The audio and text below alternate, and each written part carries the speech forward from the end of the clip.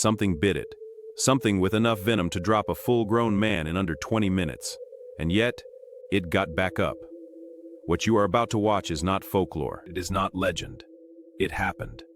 And by the end of this story, you will understand why scientists, hunters, and wildlife researchers agree on one terrifying truth. It's Engli badger beyond all angar, for's truth. The honey badger may be the most indestructible land animal alive. Before we go any further, if this is your first time on WildSoul Rescue, hit that subscribe button right now and turn on notifications. Because the story you are about to witness is the kind that only happens once in a generation. And you do not want to miss a single second. The Savanna does not offer mercy. It never has. Every breath taken beneath its open sky is borrowed time, and every creature that moves across its sun-baked floor understands, consciously or not, that survival here is not a right. It is a fight. One inch by inch, season after season, generation after generation. On this particular afternoon, in a stretch of thornveld somewhere in southern Africa, that fight was about to reach one of the most extraordinary conclusions ever documented in the natural world. The honey badger was hungry. That, in itself, is nothing unusual. The honey badger is almost always hungry. Its metabolism burns through energy at a rate that demands near constant foraging across a territory that can span dozens of kilometers. It is built for movement, built for persistence, and built, more than any other creature its size, for conflict. It had picked up the scent some distance back, that thick, layered sweetness riding on the warm air, unmistakable, irresistible, beeswax and fermented nectar and something richer underneath it all. Larvae, fat, white, protein-dense larvae, packed in hexagonal chambers deep inside the comb.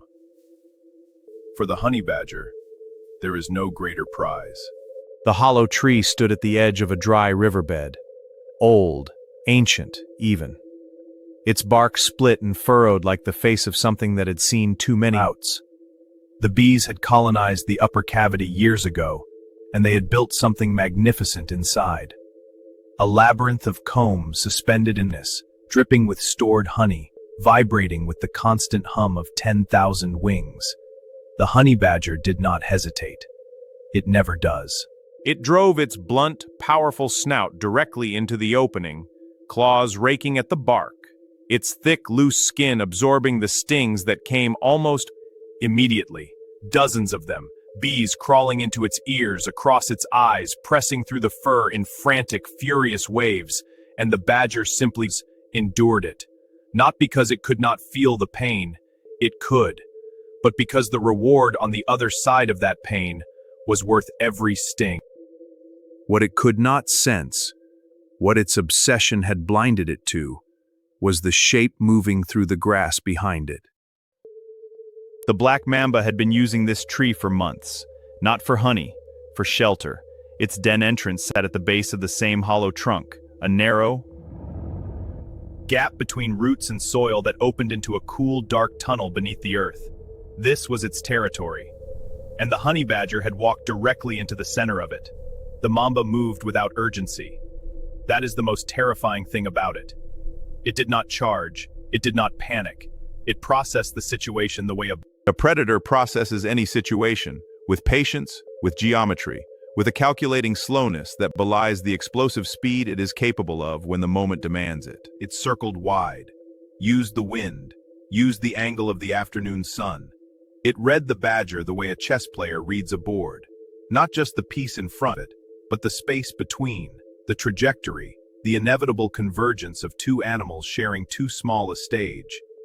And then it closed the distance. Not in a lunge, not a dramatic strike. Centimeter by centimeter, the grass barely moved, a shadow pressed flat against the ground, coiling. It plank itself into the geometry of ambush. The honey badger was still digging, still consumed by the sweetness just beyond its reach, still entirely unaware. The mamba struck from behind. The venom entered the bloodstream immediately. Black mamba venom is classified as a neurotoxic and cardiotoxic compound, a precisely engineered biochemical weapon refined over millions of years of evolutionary pressure. It travels along nerve pathways with devastating efficiency, blocking the signals that tell muscles to contract, disabling the communication between brain and body one synapse at a time. In most animals, the effects are catastrophic and fast. A large dose can produce respiratory failure within the hour. It turned, not in retreat, not in confusion. It turned with the kind of fury that has no calculation behind it. Pure instinctual violence, the response of an animal that does not recognize the concept of surrender. Its eyes locked onto the mamba. Its posture dropped into that low, wide-legged fighting stance that every predator in the savanna has learned, through painful experience, to respect. If you are still watching at this point, drop a comment right now and type "I'm still here." Let's find out who is truly following this story, because we are only halfway through, and what happens next is even more extraordinary than what you just witnessed. They circled each other in the dust. Advance and retreat, feint and pause. The mamba struck twice more in the first exchange, fast, almost invisible. Rhythmic, involuntary spasms as the venom reached peak concentration in the bloodstream and began its assault on the motor neurons in earnest. This is the phase that researchers describe as the critical window. The phase where the outcome balances on a razor's edge between partial resistance and complete system failure. The honey badger possesses a genetic mutation in the acetylcholine receptor, the same receptor that black mamba venom targets. This mutation is not immunity, it is resistance, partial, imperfect, but real. Where a dog or a human would be dead within the hour, the honey badger's nervous system fights back at the cellular level. Its modified receptors, blunting the venom's efficiency, buying time that no other animal its size would have. But a large enough dose overwhelms even that.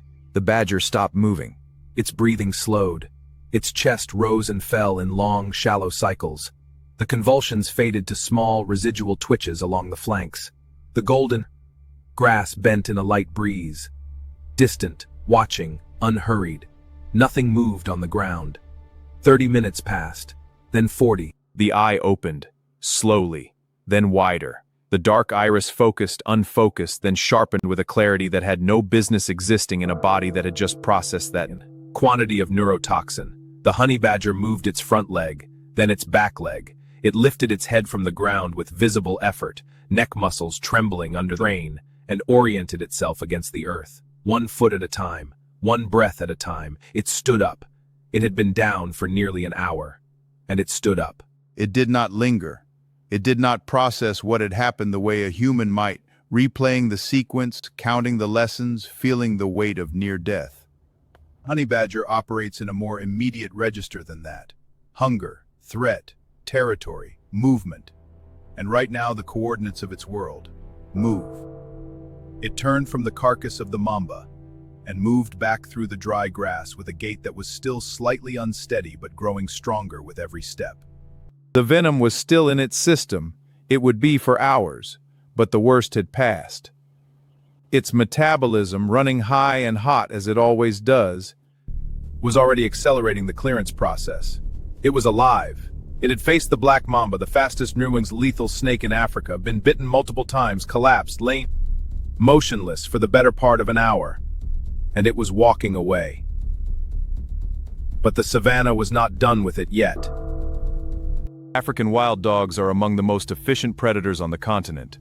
Their pack coordination is almost mathematical, each individual occupying specific role in a system designed to exhaust, isolate, and dismantle prey. They have a kill success rate that exceeds lions. They do not give up, and they had been watching. 6 of them, circling the perimeter with that loose-limbed, bouncing trot that looks almost casual, until you understand that every step is a calculation. Head low, eyes fixed, reading the edges of the badger's awareness the way a thief reads a room, the honey badger turned to face them.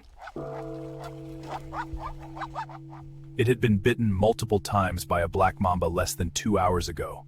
It had convulsed. It had lain motionless in the dirt. And now it dropped into a fighting stance and stared down 6 wild dogs without a single visible moment of hesitation. The dogs came in low and fast, moving as a unit. The first dog to bite got a mouthful of loose skin and no purchase. That is the architectural genius of the honey badger's hide. It sits so loosely on the underlying muscle that an attacking predator biting down finds itself with a grip that the badger can simply turn inside of. And when the badger turns, its jaws are suddenly facing the attacker's most vulnerable point. This is not luck. This is engineering. Millions of years of coevolution with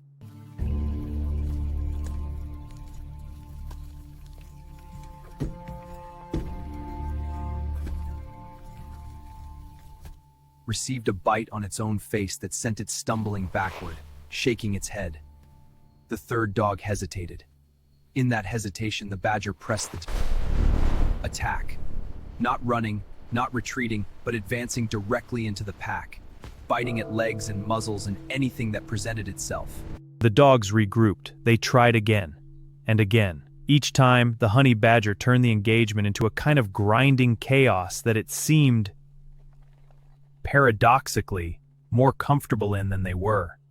They were built for clean executions. The honey badger was built for this exact kind of mess. After several minutes of relentless attrition, the dogs bleeding from a dozen small wounds, their coordination broken, their confidence eroding with Every failed hold, the pack began to pull back. 1 step, then 2, still watching, still present, but no longer pressing. The honey badger held its ground until the last dog retreated into the grass. Then it turned and walked to the hollow tree. the honey badger disappears into its burrow in the foreground. The hollow tree stands alone in the middle frame. The dead Vanna stretches endlessly in all directions. The light fades, stars begin to appear, the world returns to silence. Through the venom and the fight. When silence returned fully, when the last sound of the wild dogs faded into the distance, it emerged, crossed the open ground to its own burrow with the steady, purposeful movement of an animal that has made peace with the world it inhabits. Not because that world is safe, it is not, but because it has learned in the way that only creatures shaped by relentless evolutionary pressure can learn. In the way that only creatures shaped by relentless evolutionary pressure can learn. To function inside of danger without being consumed by it. The honey badger is classified by the Guinness Book of World Records as the world's most fearless animal. Not reckless, fearless. There is a difference. Though in practice it can be difficult to tell them apart, when you are watching a creature the size of a medium dog stare down a black mamba, collapse from venom, wake up, fight off a pack of wild dogs, and then walk home like it had simply had an inconvenient afternoon.